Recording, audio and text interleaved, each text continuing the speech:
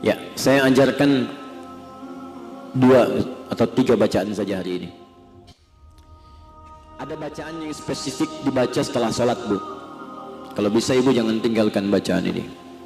Dalilnya itu yang saya tuliskan, Quran surah 4 ayat 103. Fa idza qadaytumus salata fadhkurullah. Jika Anda telah selesai menuntaskan sholat, segera zikir kepada Allah. Saking pentingnya zikir ini, kalaupun ibu buru-buru atau ikhwan yang di luar laki-laki buru-buru baru sholat subuh langsung harus kerja, bukan berarti buru-buru Anda bisa meninggalkan zikir ini. Kalau nggak penting, nggak mungkin disebutkan, Bu. Kata Allah, qiyaman, ayo boleh sambil berjalan. Wa qu'udan, sambil duduk di mobil, zikir. Wa ala junubikum, bahkan sambil tiduran kalau kondisi mesti berbaring. Saking pentingnya ini. Apa bacaan-bacaan itu?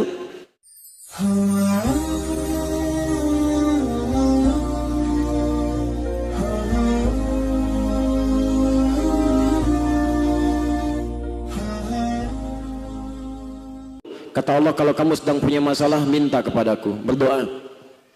Sebut dengan khusyuk dalam jiwamu. Jadi maksudnya gini, jangan asal-asalan, Bu. Kalau minta itu dengan bahasa hati, minta yang tulus. Wadhkur rabbaka fi nafsika. Kalau engkau mau menyebut Rabbmu, berdoa kepada Allah, kata Allah, ayo sepenuhnya mintanya. Jadi jangan sekedar disebut. Keras, Bu. Kalau berdoa cuma di lisan saja, itu hambar rasanya, hambar. Ya Allah, berikan rezeki kepada aku. Ya Allah, mudahkan hidupku. Ya Allah, menangkan arisan hari ini. Ya, capek. Minta yang enak. Cari suasana yang bagus. Makanya kalau ingin berdoa, fikih doanya dipakai. Pertama cari suasana yang enak, sepertiga malam, enak.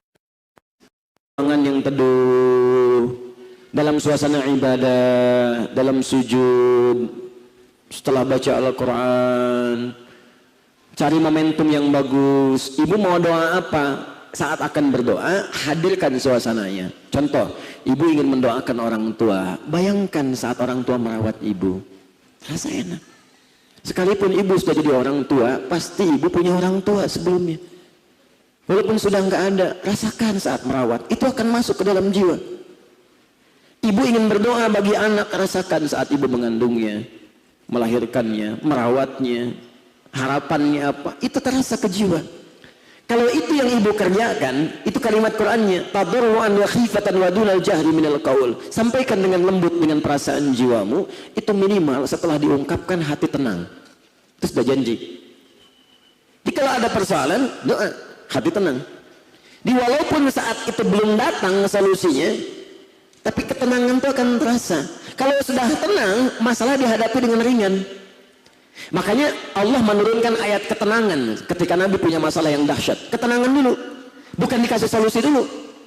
Bu, dahsyatnya Nabi ruku dikasih kotoran di atasnya, dilempar dengan kata-kata, difitnah, diintimidasi macam-macam, sampai bolak-balik pun wahyu belum turun dituduh orang gila. Muhammad dari tinggalin Tuhannya, Muhammad gila, Muhammad macam-macam. Allahu Akbar, waliyadzubillah. Apa yang diturunkan oleh Allah? 2 surat sekaligus yang memberikan ketenangan pada Nabi. Ad-Duha, Al-Insyirah. Wad-Duha, aku bersumpah demi cahaya duha yang memberikan kenyamanan, ketenangan pada setiap manusia. Ibu kalau ingin berjemur kan di waktu duha kan? Tenang kan? Itu bahasa kiasan, majas di balaghah. Maksudnya, aku bersumpah pada sifatku yang sering memberikan kemudahan, ketenangan pada dirimu. Wal-laili idza saja, atau demi gelapnya malam saat ia gulita. Maksudnya saat engkau dalam keadaan duka. Ma wadda'aka rabbuka wa ma, yakinkan pada jiwamu, aku akan terus memperhatikanmu dalam suka dan duka. Kalimat indah. Muhammad, nggak benar tuduhan mereka itu. Camkan, yakinkan pada jiwamu, aku tak akan pernah meninggalkanmu baik suka dan duka. Coba ibu kutip kalimat itu, bisikan di telinga suami saat dia mulai bekerja. Sayang, carilah yang halal. Yakinkan pada jiwa papa, mama akan bersamamu dalam suka dan duka.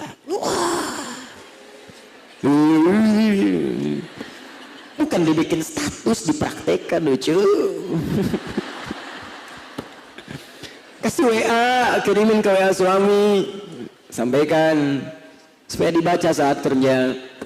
Tahu anak-anak, kalau single parent ke anak-anak, mama menyayangi kalian, yakin bisa lulus mama bersamamu dalam suka dan duka. Semangat dia. Sampaikan suami, nanti suami juga akan balas. Tiba-tiba ibu dapat balasan, ting, wah indah, tumben. Ya nggak apa-apa awal-awal, nanti kesananya biasa. Sananya biasa. Ya, ada seorang istri yang sering membisikkan di telinga suaminya saat berangkat. Sekali apa bisa bersabar walaupun papa nggak dapat sesuatu saat pulang. Kami bisa menahan lapar, tapi kami tak sanggup menahan panasnya neraka. Tolong jangan bawa yang haram ketika pulang. Dibisikkan terus saat pergi, dan keluarga itu berkah. Doa. Kemudian selanjutnya baca Al-Quran. Baca Al-Quran. Quran surah 15 ayat 9. Inna nahnu nazzalna dzikra wa inna lahu lahafizun. Sungguh kami telah turunkan Al-Quran sebagai zikir. Oh, jadi kalau ibu sedang baca Quran, sedang berzikir. Ya, sedang berzikir. Nah, manfaat zikir memberikan ketenangan. Cara baca Quran itu ada dua. Satu disebut qiraah. Orangnya disebut qari. Qiraatun, membaca Al-Quran sekedar bacaan saja, kita tanpa terjemah baca. Qiraah.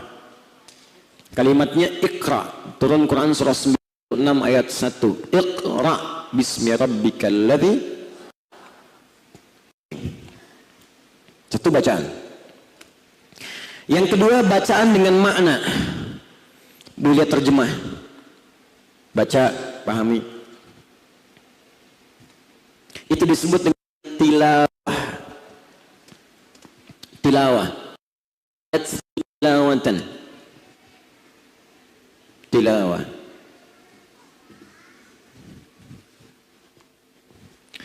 Ibu baca ini pun qiraah. Karena Al-Quran mu'jizat, itu kalau dibacakan dengan benar, bukan sekedar baca. Walaupun bacaan ibu belum lancar. Saya lihat ikhwan, para ayah di sudut kiri beberapa, saya sebut ikhwan juga ya. Walaupun antum yang para ayah juga belum lancar. Bacaan misalnya belum sempurna, tapi anda berusaha membaca. Karena Al-Quran itu mu'jizat, sekalipun anda membacanya tidak dalam keadaan lancar, tetap bacaan itu akan memberikan ketenangan pada jiwa. Sekalipun tak paham. Kalau nggak percaya silakan. Itu ditemukan keterangannya di Quran surah ke-8 ayat kedua. Quran surah 8 Al-Anfal ayat 2. Innamal mu'minuna alladzina idza dzukirallahu wajilat qulubuhum wa idza tuliyat 'alaihim ayatuhu zadatuhum imana wa 'ala rabbihim yatawakkalun. Sungguh ciri orang beriman itu kalau disebutkan nama Allah ada getaran dalam jiwanya. Karena itu nama Allah disebutkan 5 kali dalam sehari untuk mengecek masih ada iman gak dalam jiwa kita. Ibu kalau mau ngecek imannya masih ada ya, cek bu 5 kali dalam sehari. Setiap waktu berganti. Subuh, ganti subuh, zuhur ke siang, ganti zuhur, asar ke sore, ganti asar, maghrib menjelang malam, hilang maghrib, isya muncul, 5 sampai bangun lagi, subuh lagi. Setiap 5 waktu berganti nama Allah disebutkan. Bukankah dalam setiap waktu berganti ada azan? Allahu Akbar, Allahu Akbar. Bukan sekadar panggilan salat, tapi untuk mengecek status iman kita masih melekat tidak dalam jiwa. Kalau imannya masih melekat ketika azan berbunyi, itu langsung ada getaran pada jiwa. Allahu Akbar, Allahu Akbar. Sudah azan, iman masih ada. Kalau ingin ngecek kuat, lebih kuat lagi, ada orang yang bahkan sebelum azan sudah mengecek waktu salat. Itu ada di Quran surah keempat di akhir ayat 103. فَإِذَا قَضَيْتُمُ الصَّلَاةَ فَاذْكُرُوا اللَّهَ قِيَامًا وَقُعُودًا وَعَلَى جُنُوبِكُمْ فَإِذَا اطْمَأْنَنْتُمْ فَأَقِيمُوا الصَّلَاةَ إِنَّ الصَّلَاةَ كَانَتْ عَلَى الْمُؤْمِنِينَ كِتَابًا مَوْقُوتًا. Kata Allah, kalau terjemahnya pakai ilmu balaghah, sungguh orang beriman itu semakin kuat imannya, dia semakin tahu waktu sholat. Ibu baru selesai subuh, tadi subuh, sudah ngecek isya jam berapa ya? Nanya isya. Tuh. Itu menunjukkan iman kuat. Kalau iman semakin lemah, sebaliknya. Makin sering tampak saat puasa. Baru sahur dan hanya buka. Tuh. Cek, makin kuat. Nah, untuk menemukan itu, salah satunya, ketenangan didapatkan lewat Quran. Jika dibacakan Quran kepadanya, semakin dia bertambah imannya. Iman itu kan akar katanya al-amnu. Amina ya'manu, tambah hamzah dari amana yu'minu, imanan. Iman asalnya dari kata aman. Aman itu tenang. Jadi orang beriman itu cenderung tenang. Tenang dari persoalan dunia, tenang dari hukuman Allah saat di akhirat. Itu kenapa disebut iman. Jadi kalau dibacakan Quran ada ketenangan dalam jiwanya, apalagi dia yang baca. Makanya kalau ibu sedang gelisah, ambil wudhu, buka mushaf, menghadap ke arah kiblat, baca. Wah, tenang. Terus saya tak sanggup cerita lah. Nanti kita berhenti ta'limnya itu ya. Tapi saya selalu begitu. Termasuk saat ayah saya meninggal, ya besoknya saya langsung ambil mushaf peninggalan ayah, saya baca di ruang tengah. Baca ya. Udah, tenang. Air mata keluar. Tapi yang dibaca nggak bisa keluar lagi. Masuk. Dan itu jadi niat untuk setidaknya jadi mungkin Allah berkenan memberikan pahala yang mengalir untuk orang tua. Tapi terasa nikmat, Bu. Baca Quran itu nikmat, lain, enak gitu. Ada bahkan orang yang kalau nggak baca Quran sehari sakit. Ada yang sakit tiba-tiba demam aja. Ada yang pusing, saking sudah terbiasa.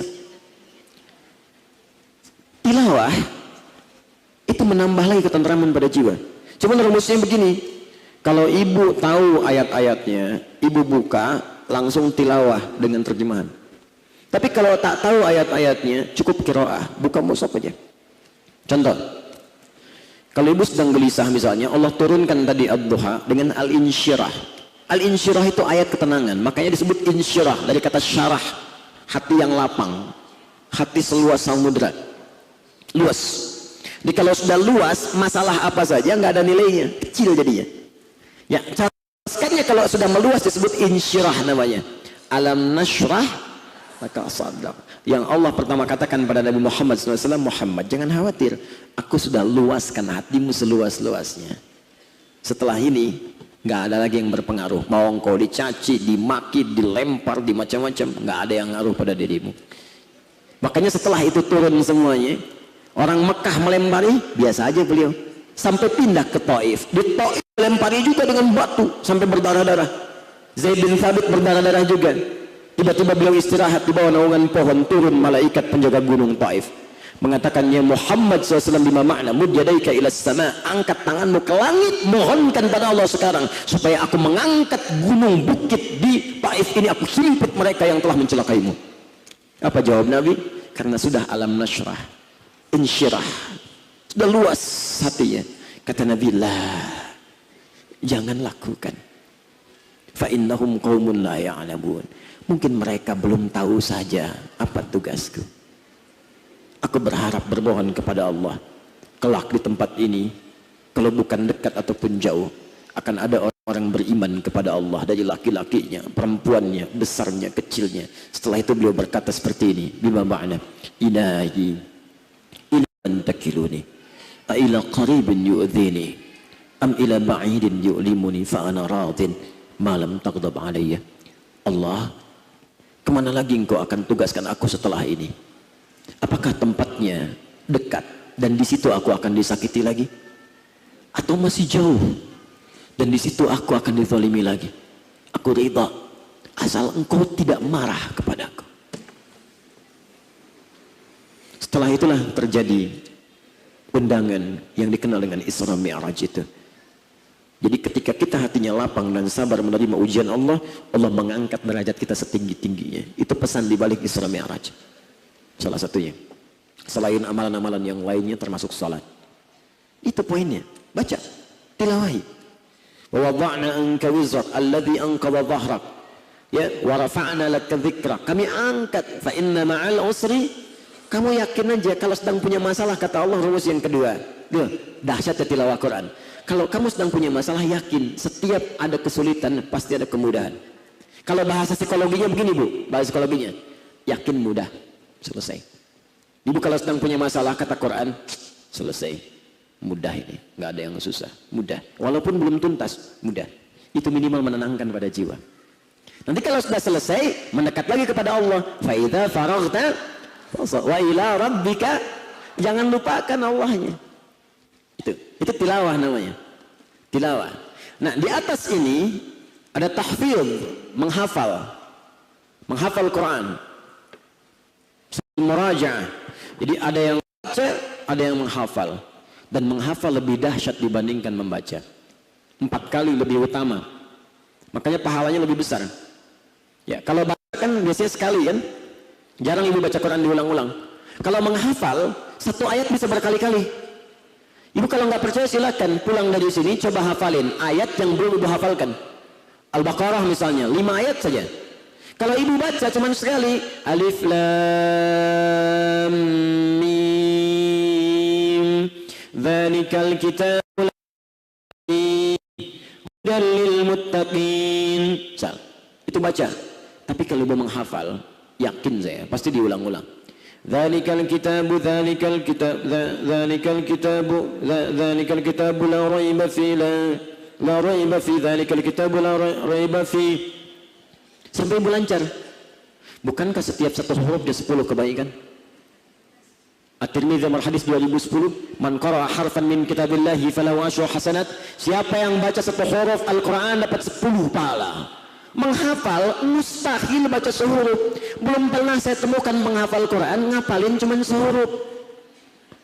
Nun udah duluan, ada pasti banyak. Nah biasanya kalau sudah terbiasa menghafal, hatinya cenderung tenang. Karena itu saya selalu berpesan pada orang tua begini, kalau Anda menitipkan anak di pesantren dan mulai menghafal Quran, cek. Kalau hafalannya benar, jangan lihat pada banyaknya ayat yang dihafalkan. Karena ukuran kebenaran bukan di banyaknya ayat. Ibu jangan bangga dulu kalau anak itu menghafal banyak. Cek, apakah ayat itu sudah berpengaruh pada bahan perilakunya. Pertama, tenang. Kedua, perilaku akan berubah. Makanya hafal benar itu ada di surah ke-35 Fatir. Ayat 32 paling kiri agak ke atas sedikit di mushaf. Itu dibagi 3. 1, penghafal Quran yang salah. 2, penghafal Quran pakai hemat belum bisa berbagi. 3, penghafal Quran yang benar yang berubah perilaku. Kita safaina min ibadina. Kemudian kami wariskan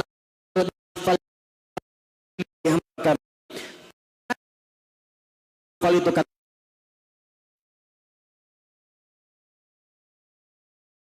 menempatkan sesuatu bukan pada tempatnya. Minum gayung untuk mandi. Ada orang mandi pakai gelas, minum pakai gayung. Ada orang hafal ayat Quran tapi tidak menempatkan pada tempatnya. Dia hafal qul huwallahu ahad, tapi hanya bisa mengatakan semua agama sama, menurut Tuhan yang sama. Cuma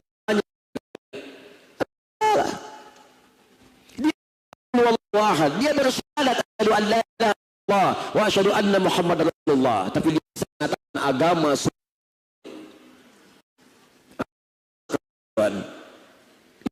ini itu ada masalah. Kita doakan dan dakwah dengan lembut. Kaget kan anak. Kalau kita bacanya benar, sempurna. Wa minhum tasid. Paket itu baru bisa untuk sendiri, belum bisa berbagi. Tandanya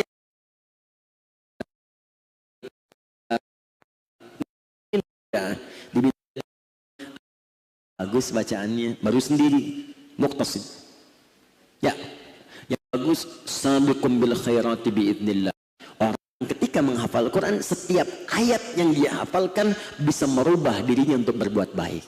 Walaupun belum khatam 30 juz. Saya dengan Bekasi. Istri saya mentahsin juga. Dia datang, kita masuk, ngelihat ada anak sekitar 23. Dia, ibu bangga sekali. Anaknya hafal. Di sana saya juz 29, sana saya juz 30, kami dengarkan saja. Setelah dengar kita sedih itu. Sedih sekali. Kenapa? Karena anak itu menghafal dengan cara yang salah. Panjang jadi pendek, pendek jadi panjang.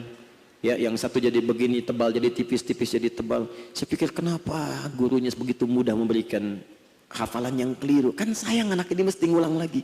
Kenapa dari awal nggak ngasih bacaan yang benar? Sehingga sekarang banyak penghafal Quran itu memburu banyaknya hafalan. Padahal dulu nggak seperti itu.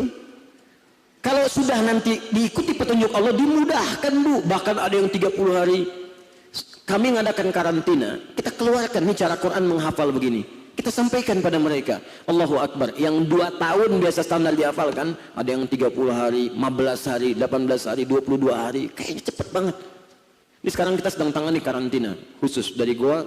Kita tangani dan menghafal. Begitu saya melihat hari pertama udah ada yang 3 juz sehari. Saya tinggal ke Bandung sini udah ada yang 6 juz. Baru 3 hari 6 juz. Kejar cepat. Tapi bukan banyaknya. Nih, sebentar lagi waktu saya. Oh, sepanjang Kang Daan belum kesini berarti aman.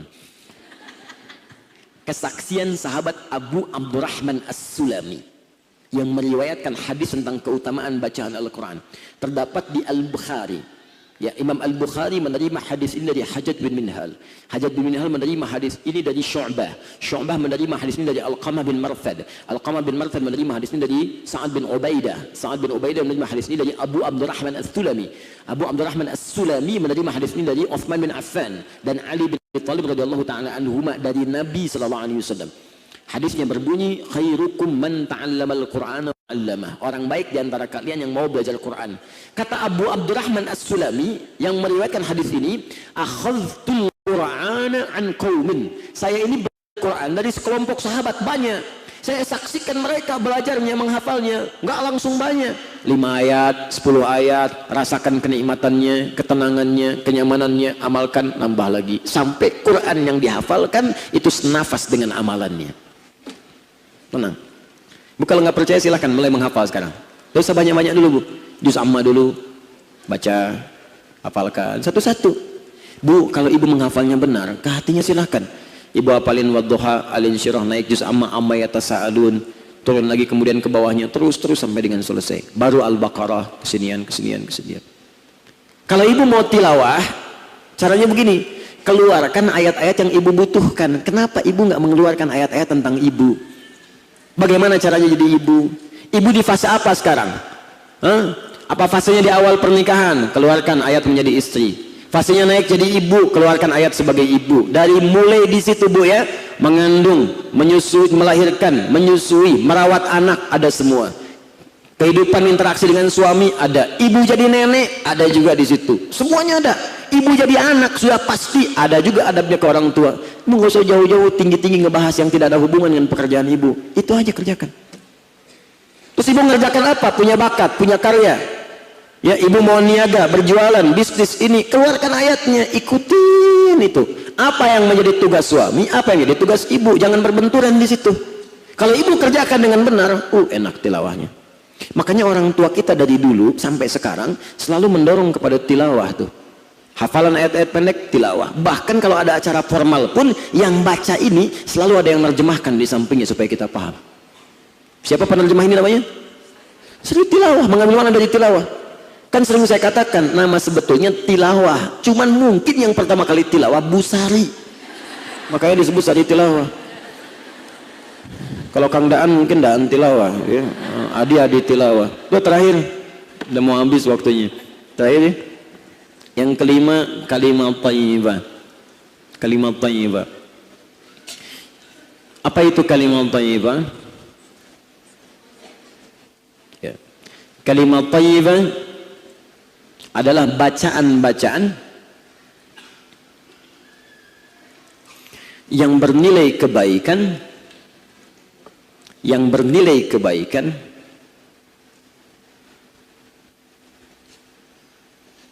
yang diisyaratkan dalam Al-Quran dan hadis Rasulullah sallallahu alaihi wasallam, yang diisyaratkan dalam Al-Quran dan hadis Rasulullah sallallahu alaihi wasallam. Ya, saya ajarkan 2 atau 3 bacaan saja hari ini. Ada bacaan yang spesifik dibaca setelah sholat, Bu. Kalau bisa Ibu jangan tinggalkan bacaan ini. Dalilnya itu yang saya tuliskan, Quran surah 4 ayat 103. Fa idza qadaytumus salata fadhkurullah. Jika Anda telah selesai menuntaskan salat, segera zikir kepada Allah. Saking pentingnya zikir ini, kalaupun ibu buru-buru atau ikhwan yang di luar laki-laki buru-buru baru salat subuh langsung harus kerja, bukan berarti buru-buru Anda bisa meninggalkan zikir ini. Kalau nggak penting, nggak mungkin disebutkan, Bu. Kata Allah, qiyaman, ayo boleh sambil berjalan. Wa qu'udan, sambil duduk di mobil, zikir. Wa ala junubikum, bahkan sambil tiduran kalau kondisi mesti berbaring. Saking pentingnya ini. Apa bacaan-bacaan itu? Ya. Pertama, istighfar. Biasakan, Bu. Biasakan sampai istighfar ini jadi kebiasaan. Awalnya dilatih setelah sholat 5 kali sehari. Makanya Nabi setelah selesai sholat, Assalamualaikum warahmatullah, Assalamualaikum warahmatullah, itu langsung berzikir pertama istighfar. Astaghfirullah, astaghfirullah, astaghfirullah. Ya, Alladzi la ilaha illa huwal hayyul qayyum wa atubu ilaih. Allahumma antas salam, minkas salam, barakta ya dzal jalali wal ikram. Kalau mau disempurnakan kalimat agak panjang, jadi ada yang masih pendek cuman istighfar ya.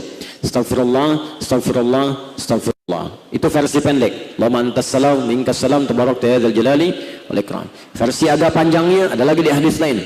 Astaghfirullahal azim, alladzi la ilaha illa huwal hayyul qayyum wa atubu ilaih. Ada. Disilahkan ibu mau yang mana? Ya. Kalau mau pertengahan, astaghfirullahal azim, astaghfirullahal azim, astaghfirullahal azim. Jelas?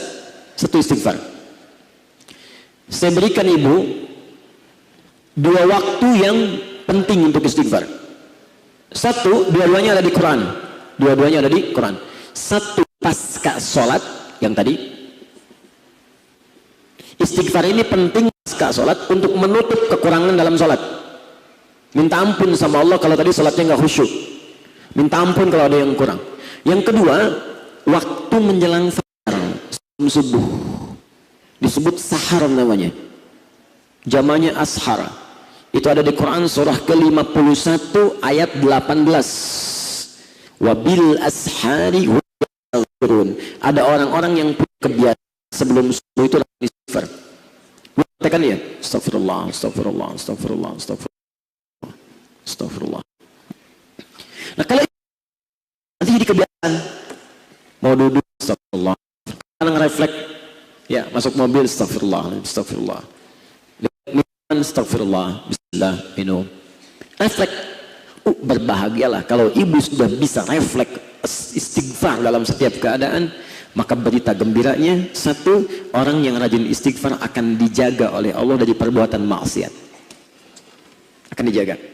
Jadi begitu akan berbuat maksiat, itu jangan kerjakan, palingkan mata, jangan dengarkan oleh telinga. Gak enak, gak nyaman. Yang kedua, cepat dikabul doa. Doanya cepat dikabul. Bonus yang ketiga, cenderung tentram ke hati. Hatinya tenang. Lihat begini, astagfirullah, ya, serahkan pada Allah, tenang. Lihat anak kurang berkenan, astagfirullah, mungkin saya yang salah, tenang. Lihat suami mungkin kurang berkenan, astagfirullah, astagfirullah. Saya lihat ibu, astagfirullah. Oke. Saya kayaknya copot kacamata, astagfirullah. Ibu lihat saya, astagfirullah. Istighfar itu tidak harus selalu menunjukkan dosa, tapi menunjuk pada ketawaduan, kepasrahan dan sebagainya. Dua, dan Bacaan standar zikir utama dalam salat. Subhanallah, alhamdulillah, Allahu akbar. Kalimat thayyibah. Salat itu latihan. Ba'da salat itu latihan. Nanti kalau Ustaz terbiasa akan ditempatkan sesuai tempatnya. Subhanallah. Begitu dapat rezeki, alhamdulillah. Ada sesuatu kejadian tertentu, Allahu akbar, Allahu akbar. Otomatis sesuai tempatnya nanti. Kalau sudah begitu akan dijaga oleh Allah. Ketika dapat harta digunakan pada yang baik. Ketika dapat kedudukan tidak zalim dengan itu. Ketika ada penyimpangan dijauhkan oleh Allah dengan kalimat subhanallah itu. Terakhir 3, kalimat thayyibah dengan bacaan al-asma'ul husna. Al-asma'ul husna. Wah, ini dalilnya banyak di Quran, banyak sekali. Di antaranya Quran surah ke-17 ayat 110 di sebelah kanan pertengahan di mushaf. Ayat 110. Qul id'u Allah, sebut nama Allah. Panggil. Menyebut Allah bagi zikir.